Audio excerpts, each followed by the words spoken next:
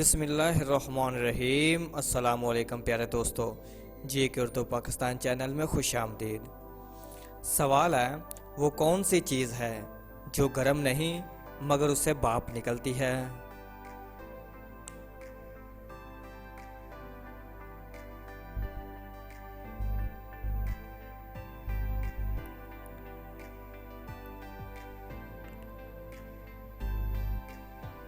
जवाब है इसका बर्फ़। सवाल है, वो कौन सी चीज़ है जो मीठी भी बन जाती है, कड़वी भी बन जाती है और नमकीन भी?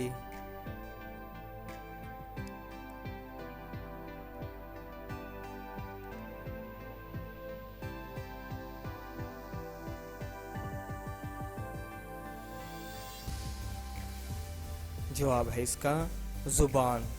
तो नाजरीन, अगर वीडियो अच्छी लगी हो तो जी के उर्दू पाकिस्तान चैनल को सब्सक्राइब और लाइक ज़रूर कीजिएगा। अल्लाह हाफिज़। Thanks for watching.